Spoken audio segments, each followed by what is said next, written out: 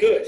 Okay, so I've been keto for 6 years and maybe 4 months. I've been doing this for a long time, essentially to reverse type 2 diabetes, and I've seen a lot of the controversies that have appeared within this community.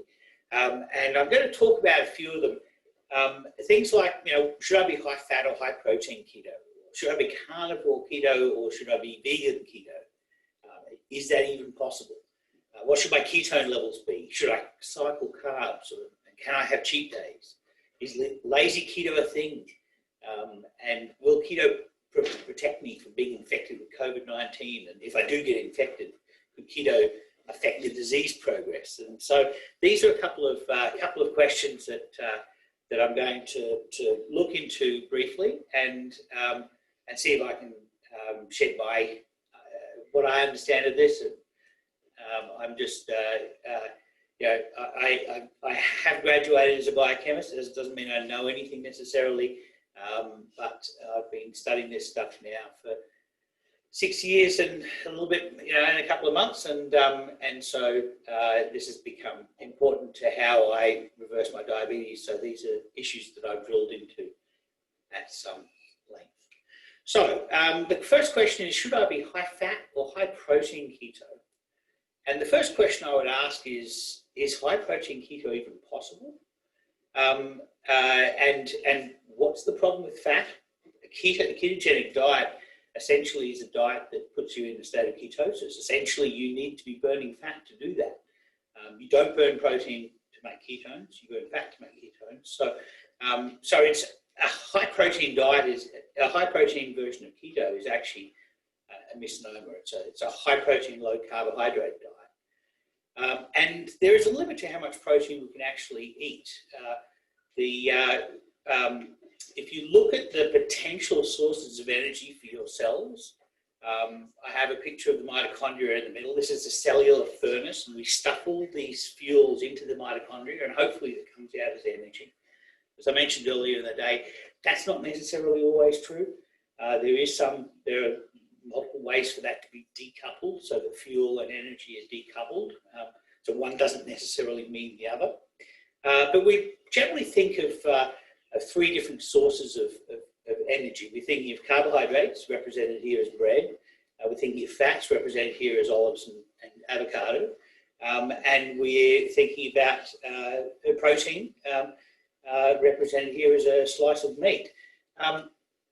But I'd like to consider thinking about this mitochondria as a furnace, and these are sources of fuel that we're going to put in. The energy is actually the heat in the room.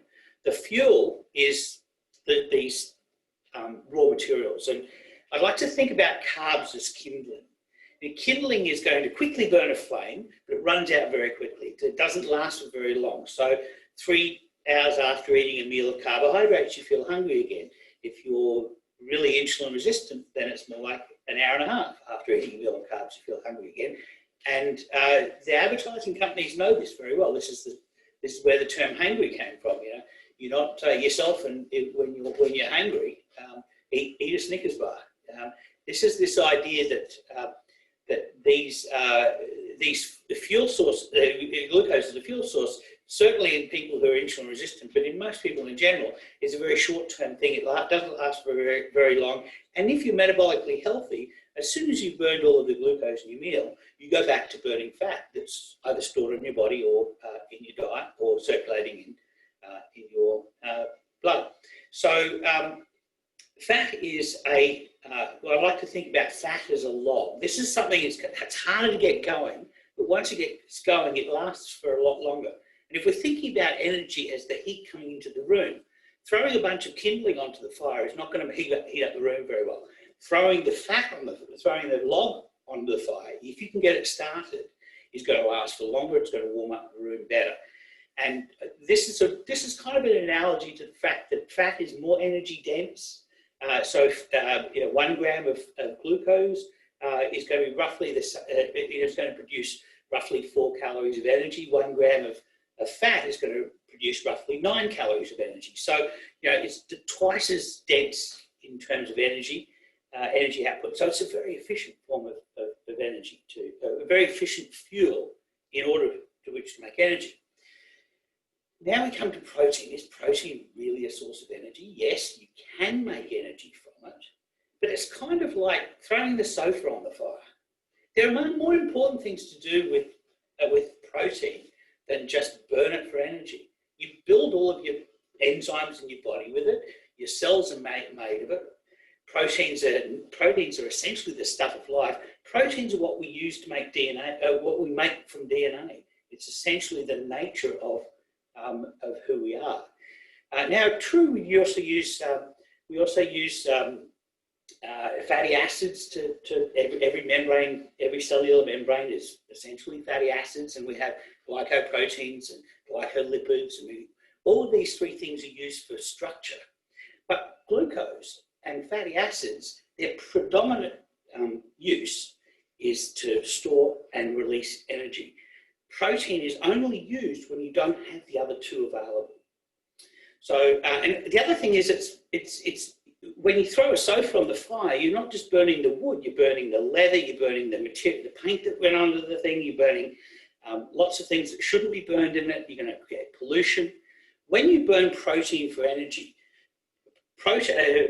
essentially to respire, we need to, we basically take in oxygen, we release CO2, so we take a molecule of something that obviously has carbon in it for us to make CO2 from oxygen, and we release metabolic water. And so carbon, hydrogen, and oxygen are the common sources of energy that we're actually burning. The nitrogen and sulfur that is in amino acids that are the Lego building blocks of protein, we have to get rid of them somehow. And so it's essentially a polluting source of energy, but it's the one that we, if you're about to freeze to death and you have, you only have a sofa to put on the fire, you'll put the sofa on the fire. And it's similar, the case is similar for people who are in starvation and their body is consuming amino acids, consuming lean tissue to be able to keep alive for one more day. So the question, I guess, is if protein is not something that we need to use for energy, it's really it's something that we need. It's almost like it's a nutrient. It's a micronutrient in terms of being able to manufacture our body. It's a macronutrient in terms of how we're going to use it for energy. So the question is, how much energy do you need at a minimum for all of the physical processes in your body? This study is a meta-analysis of nitrogen balance studies for estimating protein requirements in healthy adults. Now, there's some limitations to this study. It's only in men. It doesn't have children or women, or the elderly. So we're basically trying to extrapolate from a small sample. But this study essentially fed people different amounts of protein, and you can see the amount of. I don't have the laser pointer. Can you get the laser working? Yeah. So I'm just going to get the laser pointer working so that I can point out. What's that? Tech support. I should have done that. Okay, so I have my laser pointer now. So you can see along the top of the chart is how much intake of protein in grams per kilograms per day. So these people are having 0.3 grams of protein per day. These people are having 0.6. These are 0.9 per kilogram of lean mass. And these people are having 1.2 grams per kilogram of lean mass. These people are having 1.5. Now, so along the side of the graph is how much, whether they are released, whether nitrogen is appearing in urine, or whether they're or not. And so once nitrogen starts appearing in urine, you've obviously got enough. So if you eat a gram of protein and there is no additional nitrogen appearing in the urea, then you've got capacity for you have more things to do with protein. So you can eat more until such time as it starts to appear in the urine. Now, a couple of interesting things here. There's a very broad spread. So this zero line are the people who have the Goldilocks amount. These people have too much, these people have too little, and this is the Goldilocks amount. Everyone on the zero line has the Goldilocks amount of just the right protein. But look how broad that spread is. Humans are very varied.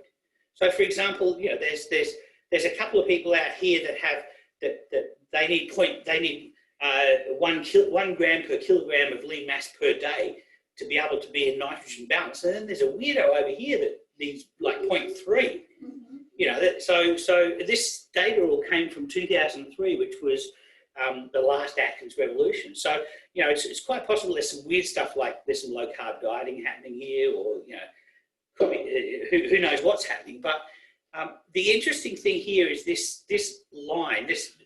Essentially, most people are on this line, and you can graph this line, and where it crosses the 0 point, 0.6 grams per kilogram, or actually almost 0.8. This is where the Australian Dietary Guidelines come up with their standard. They basically said, we're going to feed people until they start peeing out an excess amount of protein, and then we know we've given them too much, and we'll work out where they are. We get a large broad amount of group of people, we work out what the mean is, and that's going to be our standard. But how about all of the people for whom the mean is not enough?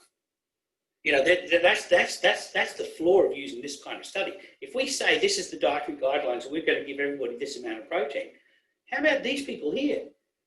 You know, they may be losing nitrogen every day. So essentially, this that's the line that the dietary guidelines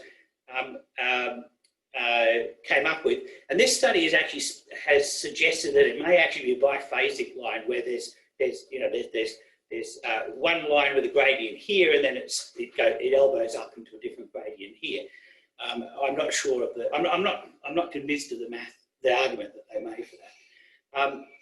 But what you can say is pretty much, you know, in this range, you're going to be adequate for most of the people, and so this is this. I need your consent on a few items to continue. Okay. Yeah. Is it your phone? I think it's my phone. That's your phone. Yeah, it's my phone. So this line was the diet. This is the dietary guide. This is the recommended, the minimum daily requirement, and this is what's considered the average requirement. This is probably a better guideline of what the minimum should be for most people under the line. But you can see there's still people above the line. That's the range essentially of minimum required protein, the amount of protein that you need before you start seeing it being disposed of in urine. This is the range that Carl and I used on our show for almost 3 years. We did a podcast to keto dudes, and we would tell everybody between 1 and 1.5 grams per kilogram. So the other thing is too much protein a thing? So here's another study. This is the other end of that particular picture. So the first study, they would feed people small amounts of protein and then gradually increase them until they got to the point where they started seeing more nitrogen appearing in urine. And they figured, well, that's going to be the minimum, because, you know, they had other things to do with the protein, but once we start seeing it appear there, then we know that we've hit the minimum. So here, what they do is they keep on ramping it up from that point on, and they look at the point where where nitrogen stops increasing. So they have these people eat more and more protein until a point, and so as they eat more protein, the nitrogen goes up, and then at some point, the amount of nitrogen in the urine levels off, and they figure that has got to be the max, the rate limit. This is as fast as we can clean all of this pollution that's being made by using the protein for energy. This is the point that we can do that. How we deal with this, or one of the problems if we go past this limit, is one of the intermediate products of disposing of protein like this is ammonia, and ammonia intoxication is quite deadly. And one of the problems if you go beyond the limit of whatever it is that your maximum amount of protein that you can dispose of is nitrogen intoxication. So this is an important thing to know. And it turns out that the rate is urea synthesis. Urea is this chemical that's made of nitrogen that we use for disposing of nitrogen, so that we don't have ammonia in our blood causing intoxication. That saturates above 0.53 grams of nitrogen per kilo over lean mass, which is roughly 3.32 grams of protein. So that's actually quite a large range. That's between, it's between 1 gram at the bottom end and 3 grams at the top end. There's plenty of room in those ranges for people to find adequate amounts of protein. One caveat: nobody knows what it should be for adolescents, elderly, or women. And the safe maximum may be useful for a normal person, but there are people with inborn errors of metabolism that they don't know until they go on a high protein diet. And often, in at least one case or 2 cases that I know of, it's been fatal. So my gut feel is if you have good insulin mechanics. So if you eat food and if you eat and then fast for 10 hours and then get a blood test and get your insulin tested, if your insulin's come back down to a good baseline, it means that you're able to ramp insulin up and down fairly easily. Protein is not a factor for you. Go anywhere within that range. For people who have the problem like that I have, which is where your insulin levels are chronic no matter what. They're lower on a low-carb diet, but they're still quite high. For people in that situation, being at the bottom end of the protein gradient is probably a better idea. But as you can see, 1 gram per kilogram is, in my case, it would be 80 grams of protein a day. That's quite a lot. So it's and that should be my minimum. I'm roughly around. I'm usually around 100 to 120 a day of protein. So the primary problem is really not being fearing of fat and trying to see protein as an alternate energy source, but see protein as a structural component of our body. It's what we make it's what we break down into make amino acids to be able to build up into the things that will become us. So it's a vital part of our nutrition. Okay, so that's really the first controversy. How about this one? So I don't think carnivore is necessarily the right way to go, and I disagree with a lot of people in the low carb community. Carnivore is a really good AIP kind of diet. It's an exclusion diet. It's probably the easiest way to just clean the deck and just say, look, I'm going to find out what it is that my body has problems with dealing with. So I'm going to start off with carnivore, and I'm going to slowly add things back into my diet. Nuts, dairy, what they call tomatoes and nightshades, and slowly add these things that could be problematic back into the diet. But having said that, I don't necessarily believe entirely in carnivore. I certainly don't believe necessarily in vegan, because meat is extremely nutritious. But experimentally, I decided to go vegan for a month, and I also decided to go for carnivore for a month. So last year in October, I had a month of eating vegan. Well, it was actually vegan plus milk plus eggs. So I called it ovo-lactober. So I was ovo-lacto vegan or vegetarian for the month. And then in the month of November, of course, it was Carnivore. And so, here's an example of one of the meals. For example, this is puff tofu. This is one of the meals when I was vegan. This is a kimchi soup. Kimchi soup with puff tofu and shirataki noodles. The fat that I used in that meal, the tofu was cooked in coconut oil. The problem with vegan, or the vegetarian vegan, the problem is that your options for fat, if you want to go vegetarian keto, you can do it, but it's really hard work. And you have to be on the upper end of the carbohydrate scale that is available to a ketogenic diet, and the number of fatty sources of fatty acids that you have are very limited. Coconut oil is one of the coconut oil and avocado oil, and olive oil are the only major sources of non-polyunsaturated fatty acids from a vegetable source. So that was my vegan experiment. And then in November, I just ate a lot of wagyu, and I ate a lot of steaks. And, I ate things like, for example, I've got This is a lamb burger with a poached egg and hollandaise sauce on top.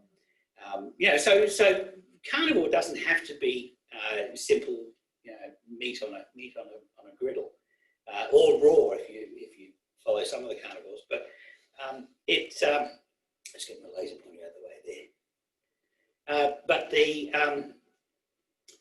it can be quite carnivore can be quite tasty, and it is extremely nutritious. As I mentioned before, the fats that are in that come with animal flesh, animal fats, have a lot of micronutrients that are necessary for animals to function.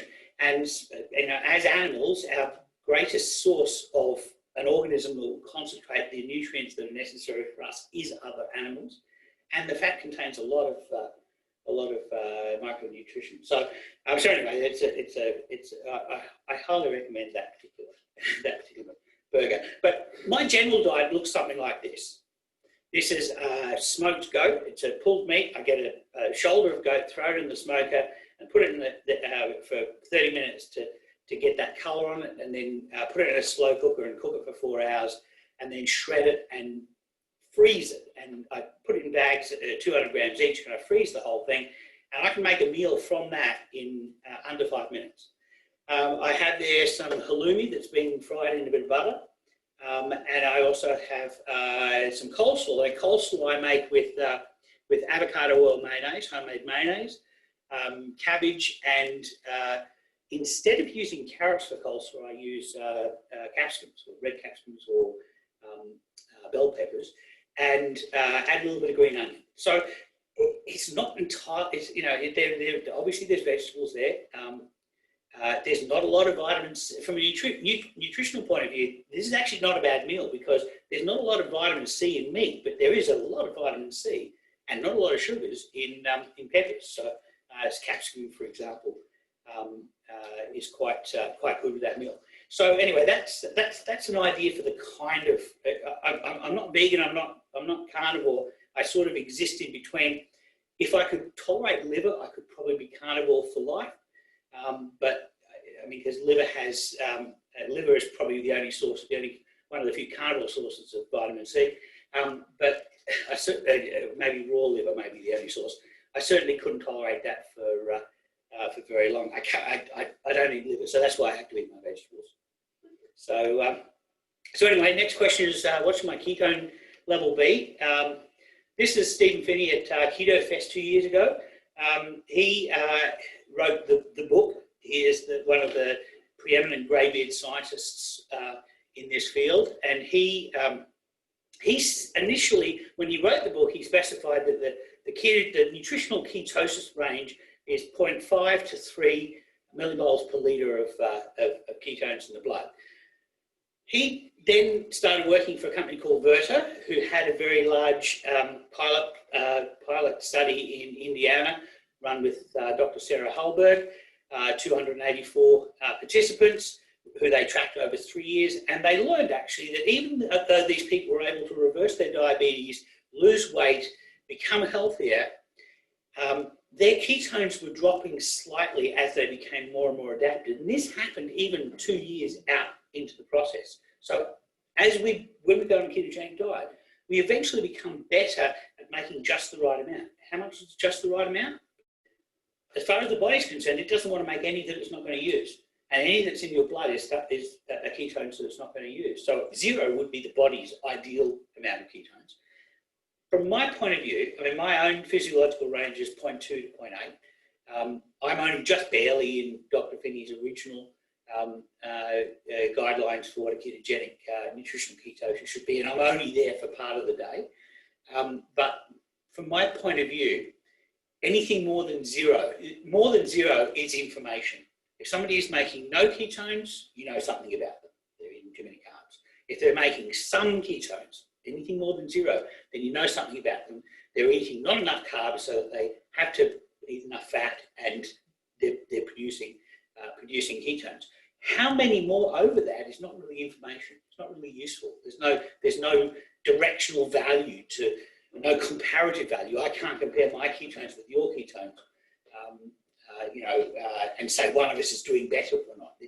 That doesn't really tell us much. So the answer really is, if you want high ketones, go eat some MCT oil. This is me after, I think, 3 days worth of fasting and then cycling for twice around the lake in the middle of Canberra, and then eating keto chow MCT shake. And I got my ketones up to 3.4. Some people doing that, their ketones will be up around 7 or 8. So, it's all varied. And the other thing to be aware of, in Australia at least, we have cheap access to ketone strips. Part of the reason why that is because the government pays for diabetics to have discounted access to glucose strips. And there's a perverse mechanism that causes Abbott, for example, to make a meter that can do both ketones and glucose testing, and then they're essentially selling the ketone strips as a loss leader to make sure that people use their particular meter, because they're going to make the money from the government. They don't make the money from diabetics, they make the money from the government by selling the glucose strips. So it's kind of a perverse incentive here, but we can be grateful in Australia that ketone strips are a reasonable thing for us. So I'm sitting on 29 minutes. I should probably close very quickly, but I'm just going to quickly run through some of these controversies and give you just a quick couple of sentences. Should I cycle carbs if you're able to get your insulin low for a fasted insulin test? Yes. If you can't, then you should not. You should not even attempt to experiment with it. Can I have cheat days? It's probably the same answer. It depends on your mental attitude. If you feel I can't do this unless I know on Saturdays I can go get a souvlaki with a I can get there's a piece of food that I need. If you can limit yourself just to one day, it's going to be harder for you to be able to successfully go keto. But if that's what you need, then you should. But it is easier, I find, just to say, look, carbs are not food anymore. And now when I look at it, when I go down the bread aisle in Woolies, I don't see food. I see sponges. I see bags of sponges. I don't see food. So, and I think it's easier to get into a mental state to do that. So, finally, is lazy keto thing? It's what I'm kind of doing. It's I can. This is a Hungry Jack's burger, for example. Somebody earlier today, Tom and Jess were talking about going and chucking away the buns. Some of these places will actually make buns that are low carb. I wasn't a fan. To be honest, the Hungry Jack's one, I would throw that bun away, even though that is supposedly lowish carb. This one, that I think Jess would recognise. This is the burger the grilled burger. This is the low carb one made from almond meal and egg. I would be quite happy to. I mean, it's convenient to eat a burger with a bun, but to be honest, I don't need the bun. I'm quite happy to eat with a knife and fork. It's not that difficult. So lazy keto, where you're not tracking every single thing, I think is actually good for mental health sometimes. So anyway, I'm not going to go into SARS-CoV-2. There are possible reasons why it might protect you from being infected. A lot of people who are talking about it are just being hopeful. So it's going to be a small difference, if any. And if you're on a ventilator, then being fat adapted will actually be a good thing. But let's not go into that. So on that, I think I will hand over to the conference team, and I think we're having a break, right?